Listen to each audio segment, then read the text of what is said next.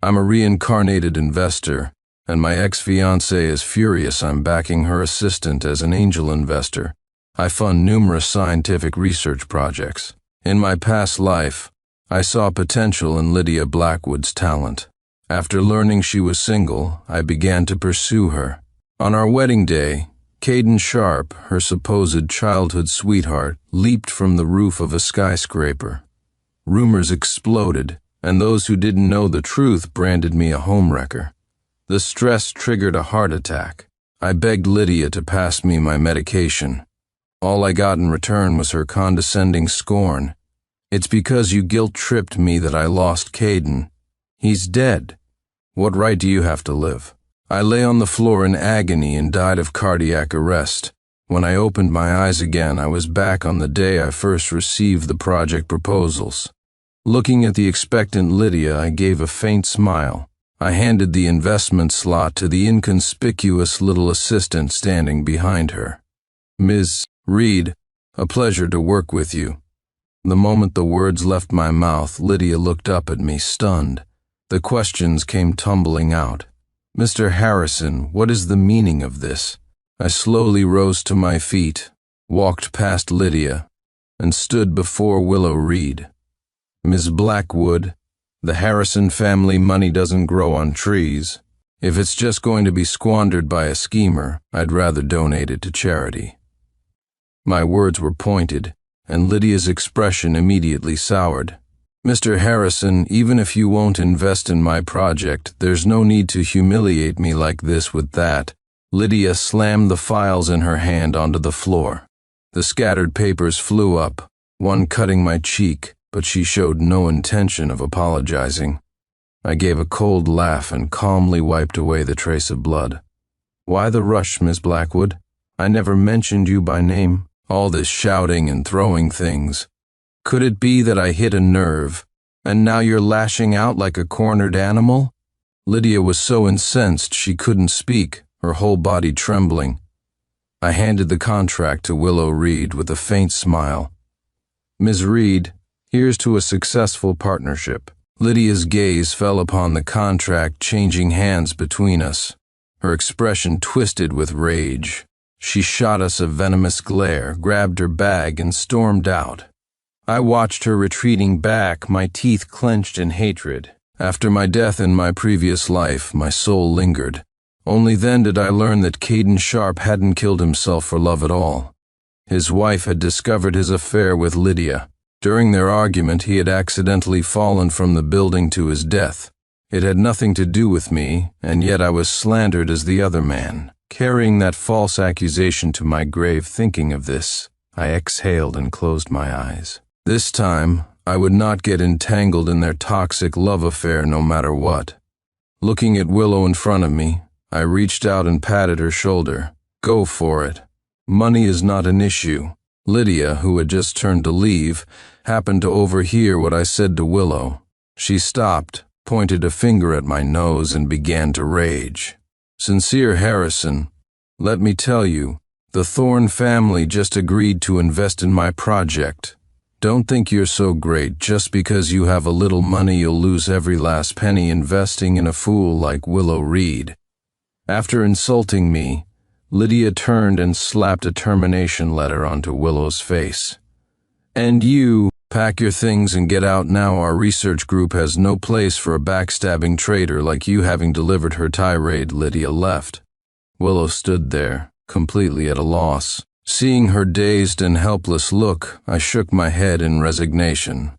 She was a classic bookworm, which explained how Lydia managed to dupe her in our past life. The investment was for $5 million, but by the time it reached Willow, it had shrunk to $500,000. She never suspected a thing, just led her team through a shoestring research process, even paying for things out of her own pocket. Shaking my head at the memory, I said, "You lost your job because of me. In that case, you should go independent. You have the talent for it, and I will support you financially. However, I need to know where every single cent is spent. Even though I've been reborn and have given the investment to Willow, the lessons from my past life have taught me to be cautious. I wouldn't be foolish enough to hand over money with no knowledge of the expenses again. Willow immediately promised, of course. I'll document every expense clearly. I will never misuse a penny, I nodded, satisfied. Half a month later, at the project's summary meeting, since Lydia and Willow's research areas were broadly similar, they were scheduled to present their project progress reports in the same time slot. I took my seat led by a bodyguard, invitation in hand. When Willow saw me, her face lit up with a smile. "Mr. Harrison, it's all thanks to your funding. The project wouldn't be progressing so smoothly otherwise with that." She took a file from her briefcase and handed it to me. "Here are the financial statements for your review." I took the file, but before I could speak, I saw Lydia approaching, leaning on Caden Sharp's arm. Well, I wondered who was bowing and scraping over here. Turns out it's the treacherous little snake, and her sucker of a benefactor, Caden, was even more arrogant. After all, not everyone has real talent like you, Lydia.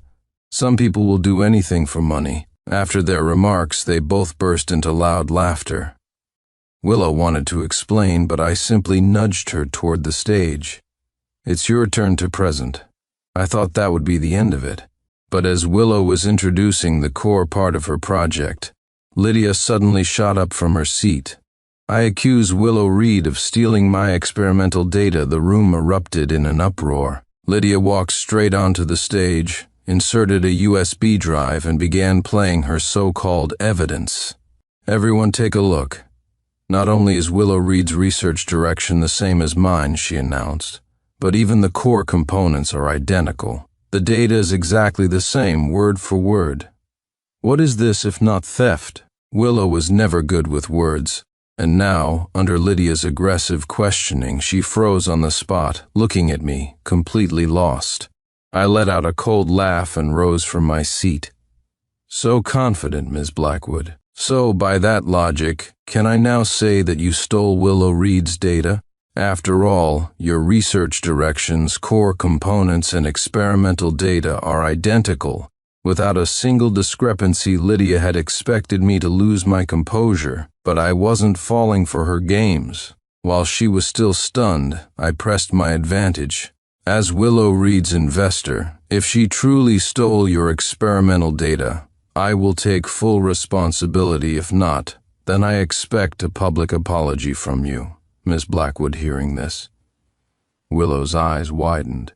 She rushed off the stage and tugged at my sleeve. She knew that if my claim was investigated and something was found, it wouldn't just be my reputation at stake. My entire career would be affected. But I knew from my past life exactly what Lydia was capable of.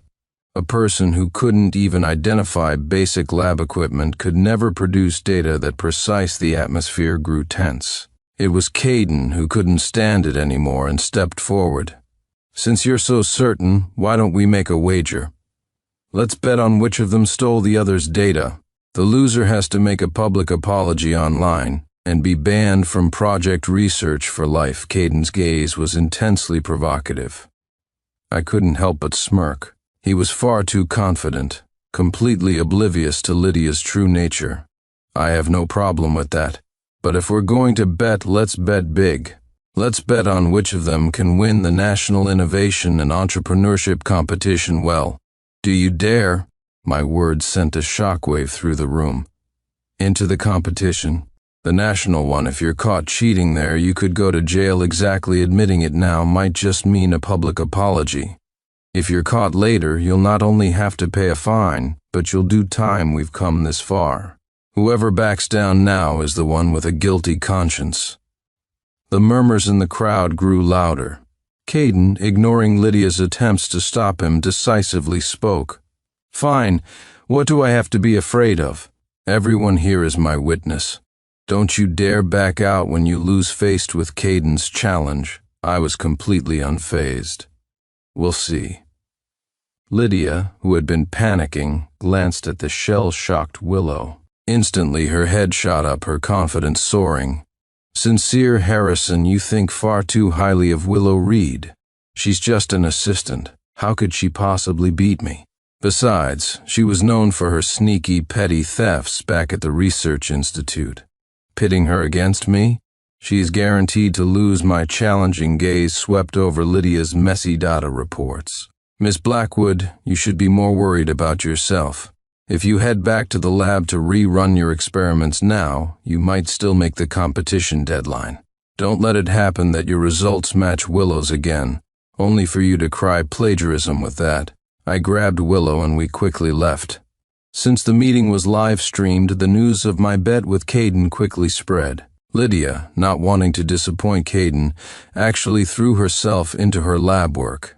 I went to the research institute as usual to check on progress and called Willow into my office. The moment she entered, she dropped to her knees in front of me, begging me not to pull her funding and promising she would win the championship.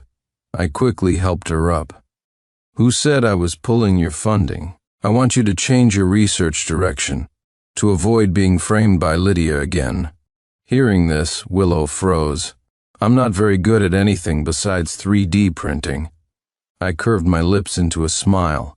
3D printing technology has applications in all aspects of life, including medical devices, prosthetic limbs, and so on.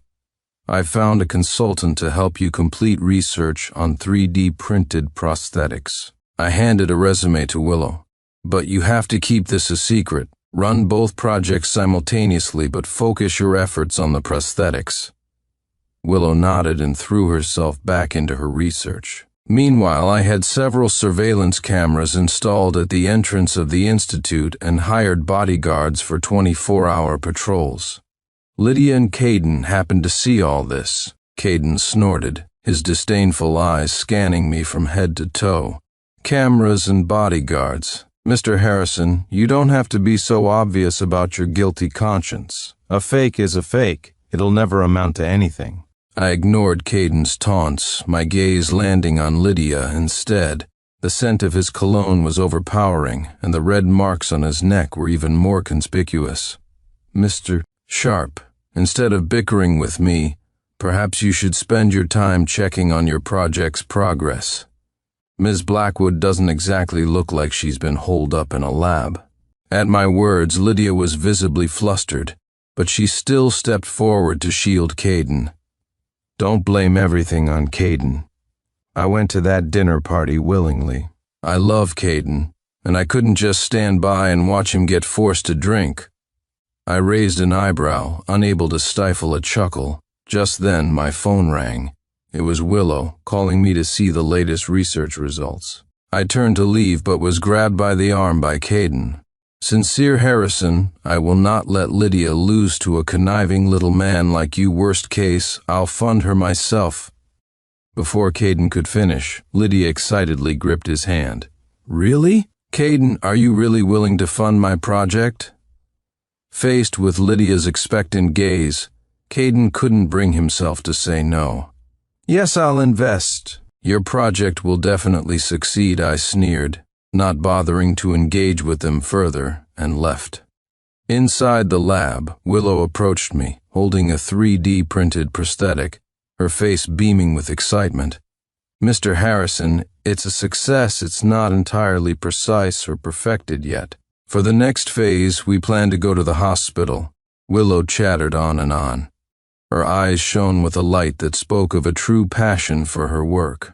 So, I bought an entire building in the suburbs and moved all the equipment over. All that remained in the old institute was decoy data. That night, Lydia's figure appeared on the surveillance footage. She stealthily opened a cabinet and photographed all the data with her phone. I silently backed everything up to the cloud. After that day, Lydia became insufferably arrogant.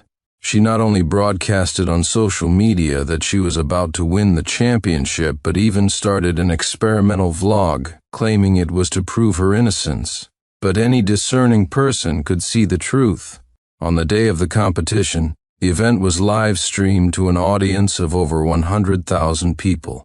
Under the watchful eyes of the nation, Willow Reed's 3D printed prosthetic earned the highest score of the competition. Whoa. Did she change her research topic just to avoid any suspicion? A rising star, Willow Reed really has talent. This prosthetic is seriously well-made, high-quality, low-cost, and highly adaptable. While everyone was marveling at Willow's achievement, Caden spoke up with extreme dissatisfaction. It's not over yet. It's still not certain who will win or lose. As he spoke, Lydia's score appeared on the electronic screen. Everyone was stunned, and for one reason only. Their scores were identical. A tie for first place. Huh? A tie for first? They both won? So who loses the bet now? Their research topics are different. Caden looked at me with smug triumph. Sincere Harrison, if you get on your knees and kowtow to me in apology right now, he sneered, I can let the matter of Willow stealing data slide. I gave a cold laugh and rose unhurriedly from my seat. I clapped my hands and a giant screen appeared behind me, playing the surveillance footage of Lydia sneaking into the laboratory on a loop. I accused Lydia Blackwood of stealing experimental data and violating the competition rules. The entire venue fell into a dead silence, broken only by the sound from the screen behind me. The video recorded in full detail how Lydia had infiltrated the lab and stolen the data. Damn, that Lydia's a real piece of work, and Caden was just calling Willow a thief. Talk about the villain playing the victim to cheat in a national competition. The nerve, and isn't anyone else thinking how amazing Willow is? 2 projects at the same time, both getting top scores. That's incredible. Caden froze for a second, then turned to question Lydia.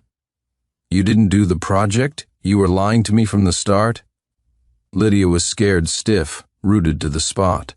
The murmurs from the crowd were incessant, a relentless wave of condemnation and abuse directed at her. The organizing committee immediately took the video from me. After verifying that the evidence hadn't been tampered with, the police arrived swiftly. Miss Lydia Blackwood, you are under arrest on suspicion of plagiarism and theft of intellectual property. Please come with us. One disaster followed another. The committee's legal department arrived and presented the evidence and regulations to Lydia. Ms. Blackwood, due to your violation of the competition rules, the following penalties will be imposed. A long list of articles was read out. Not only was Lydia banned from competing for 5 years, but she was also ordered to pay a massive fine. The second the legal department finished reading, Lydia collapsed to the floor. She was trembling with fear, scrambling and crawling to grab Caden's pant leg, her cries utterly pathetic. Caden, I don't want to go to jail. You're the only one who can save me now. The $5 million fine. I really can. Pay it, Caden, please save me. Caden's face was a mixture of green and white, his hands clenched into tight fists at his sides.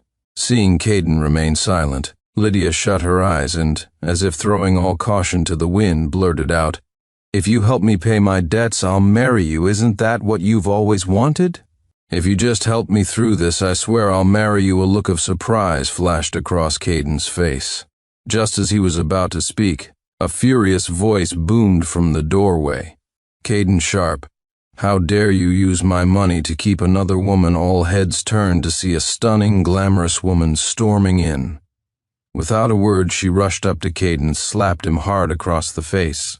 Caden, caught off guard, was sent sprawling to the floor, his right cheek instantly swelling up.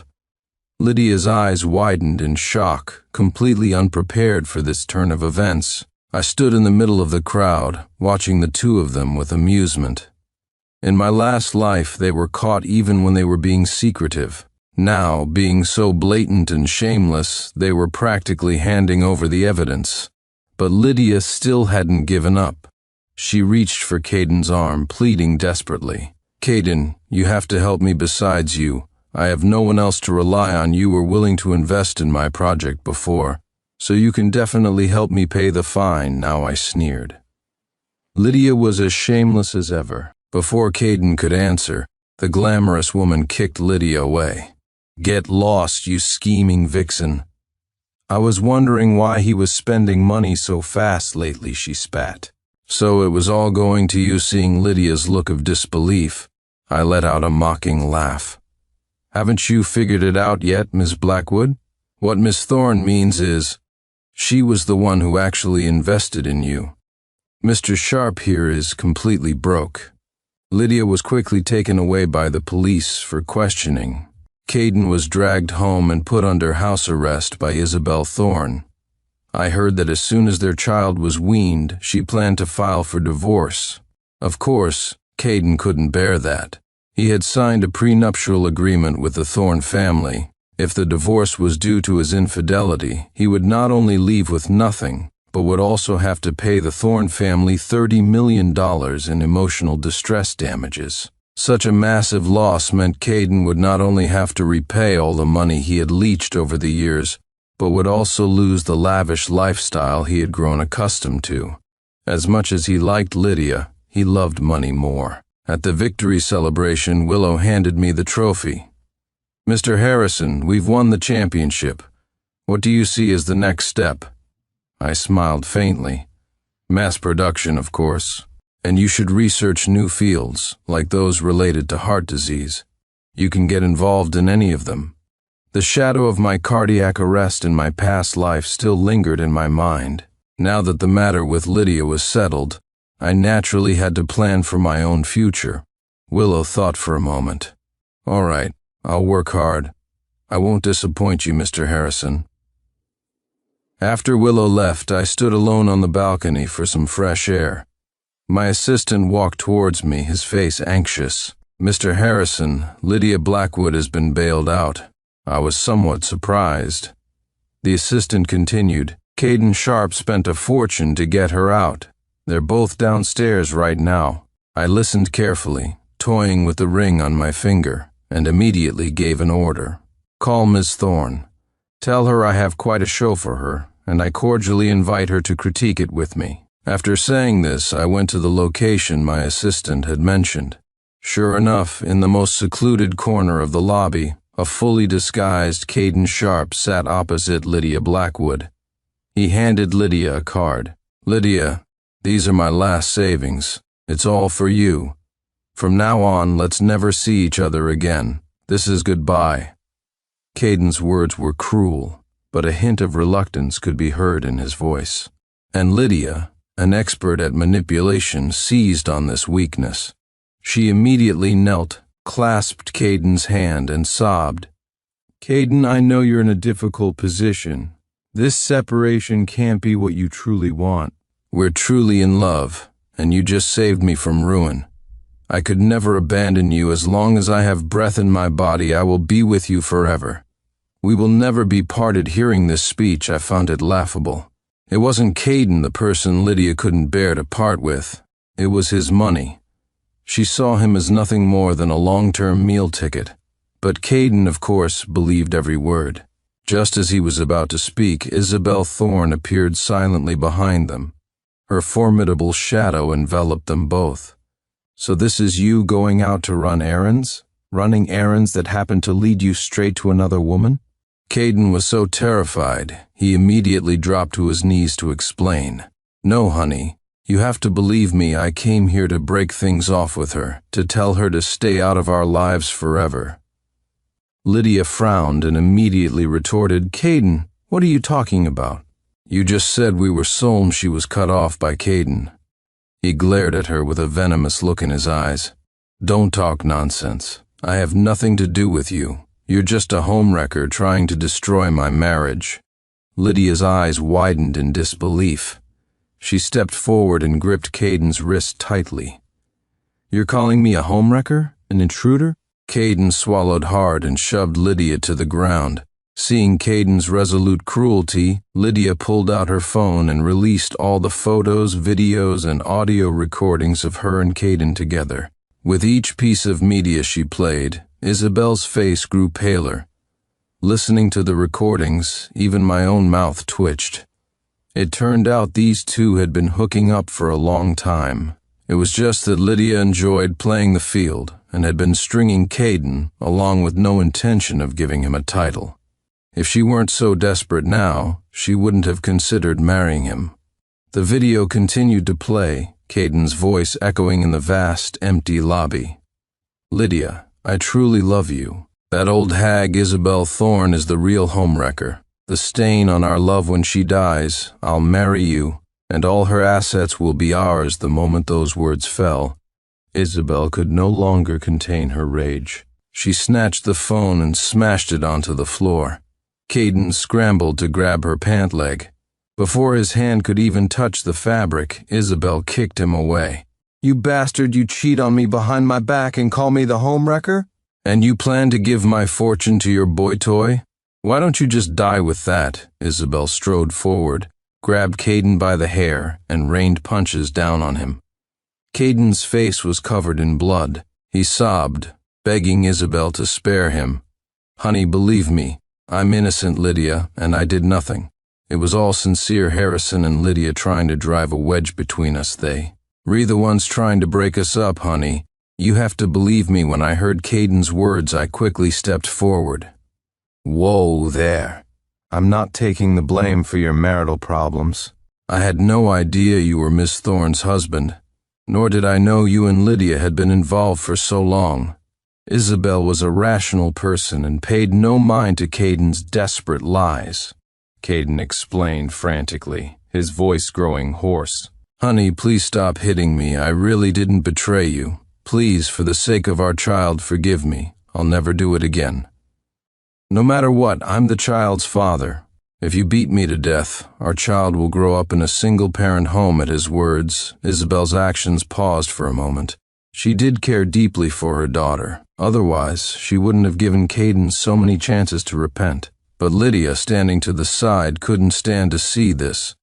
Caden might be spared by Isabel, but she had already burned her bridges. If she was going down, she was taking someone with her. So she gave a cold laugh and looked provocatively at Isabel. "True, the child is so young you can't really tell who she resembles, Miss Thorne, but I'd still advise you to get a paternity test done soon. After all, you used IVF. And what a coincidence, I was at the clinic that day too, as if that weren't inflammatory enough," she added nonchalantly. "Makes you wonder, doesn't it? The embryo they implanted, was it yours, or was it mine?" This statement from Lydia left me utterly stunned. I knew she was dumb as a post, but I never imagined she was this brainless. Just when the focus was shifting away from her, she had to go and heap more trouble on her own head. It was an act of supreme stupidity. Sure enough, the moment she finished speaking, Isabel flung Caden to the ground and strode towards her. But the fool Lydia still didn't understand what was happening. Before she could utter another word, Isabel's fist slammed into her face. "You think you're so clever with that mouth of yours, don't you? I'm going to beat you to death. You're a scheming vixen, living off my husband's money. How dare you act superior in front of me, and you dare to use my child against me? With all this time on your hands, why don't you go find out who he sold your eggs to?" as Isabel yelled. Her fists rained down on Lydia. Soon Lydia was covered in bruises, spitting up blood, and on the verge of passing out. Seeing that the situation was about to spiral out of control, I quickly had my bodyguard step in to stop it. I didn't want my hotel's business to be affected. "Miss Thorne, let it go. It's not worth going to jail for a piece of trash like Lydia." My words made Isabel stop her assault, but she only paused for a second before making a phone call. A moment later, Lydia's phone rang. She answered, and a tirade of profanity-laced abuse poured from the receiver. I was baffled, and after she hung up, all I could remember was the line, "Lydia, if you don't fucking pay me back, I'll kill both your parents." The moment that call ended, another one came in. Lydia didn't even dare to answer. She glared at Isabel, her teeth clenched. "You think you're so great with your dirty money? Using such despicable tactics, what kind of mogul are you?" But Isabel had already regained her composure. Faced with Lydia's provocation, she now found it amusing. She could even counter effortlessly. "Instead of wasting your breath bickering with me, you'd be better off scraping together the money to pay your debts. After all, every cent Caden spent on you is marital property, which I have every right to reclaim at this." Lydia immediately shut her mouth, not daring to utter another peep. She cast a pleading look at Caden, but he completely ignored her. Isabel simply stood between them, blocking her path. Seeing this method had failed, Lydia threw herself on the floor and began to wail and flail like a common thug. At this sight, I quickly stepped forward. "Ms. Thorne, if you have business to attend to, please go ahead. Leave this to me. I guarantee you won't be disappointed." Isabel nodded, then grabbed Caden by the collar, lifting him up like a chick. Her tone was vicious. "So you dare to sneak out for a tryst with your lover, do you? Just wait till I get you home and show you how I deal with you."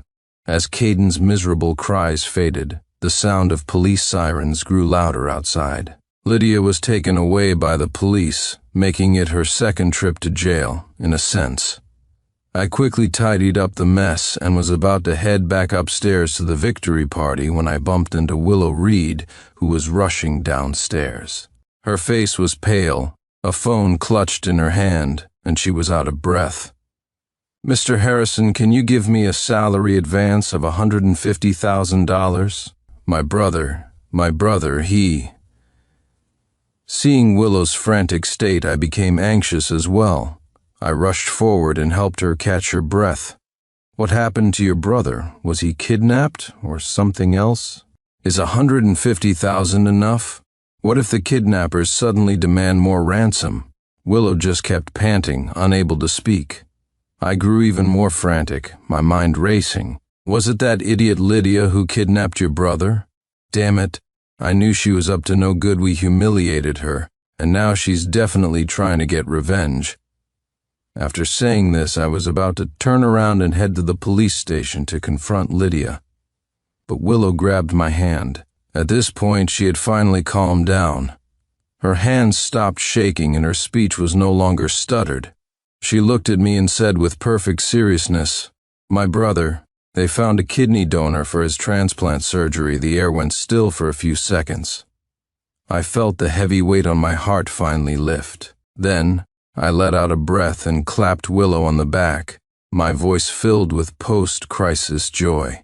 "Seriously, can't you finish a sentence, young lady? You scared the life out of me. I've transferred $500,000 to you. Make sure your brother gets the best care. You don't have to pay back the rest. Consider it a project bonus." Willow's face flushed with excitement. She grabbed my hand, her eyes filled with gratitude. "Mr. Harrison, thank you. You're a true blessing to my brother and me. On his behalf, I want to express our most sincere gratitude." She kept bowing and almost kowtowing, which made me feel awkward, but seeing her so happy made me happy too. This was wonderful. In my past life, after Lydia absconded with the funds, Willow's brother died in his hospital room because he couldn't afford the medical bills. This time, not only had Lydia received her just punishment, but Willow had also showcased her talent and gained public recognition. Everything was moving in a positive direction. I genuinely felt the world had become a brighter place. "Come on, I'll drive you to the hospital." With that, I grabbed my car keys and headed for the underground garage. Willow was clearly in a great mood. The number of words she spoke that night could probably match the total from the past few months. On the way to the hospital, Willow chatted with me about many things, all of them revolving around her brother. Whenever she mentioned him, the smile on her face was impossible to suppress. I saw her radiant expression in the rearview mirror and found myself grinning foolishly along with her.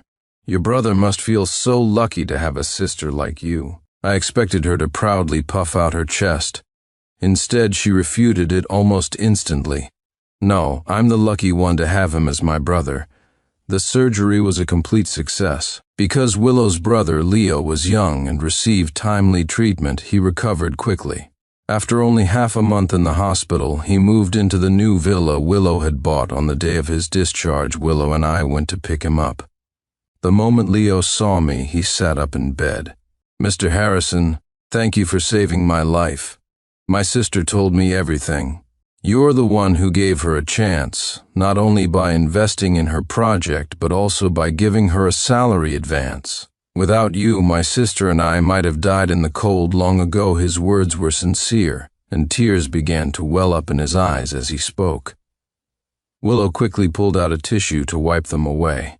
In the end, it turned into me driving the two of them home. Just as the three of us were deep in conversation, a car suddenly swerved from the side and slammed right into us. Although I yanked the steering wheel hard at the last second, we were still sideswiped. "Are you two all right? Are you hurt?" Willow held her brother tightly.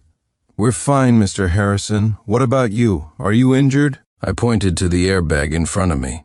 "Don't worry, I'm safer than you are." After calling the police, I got out to inspect the damage. The car that hit me was long gone. Just as I was thinking the hit and run would be a hassle to deal with, a loud boom echoed from a short distance away. The traffic police arrived at that moment. I hurried over to ask, "Officer, what on earth is happening up ahead?" The officer explained patiently. There was a car accident up ahead, a two-car rear-end collision. A gasoline car exploded on impact. It's a very grim scene. Hearing this, I couldn't help but let out a sigh of relief, secretly thankful that I drove an electric car, which was less likely to catch fire and explode. After signing the report, Willow and I squatted by the side of the road, waiting for my assistant to pick us up. Before the car arrived, we saw two figures, one after the other, running frantically down the highway. Willow squinted and pointed at them, shouting to me, "Mr. Harrison, look, isn't that Lydia Blackwood?" I finally looked up. It was indeed Lydia, and the person chasing her from behind was none other than Caden Sharp. Caden was holding a sharp knife, his head and body covered in blood. Lydia was in no better shape. Not only was her face severely burned, but she was also limping badly.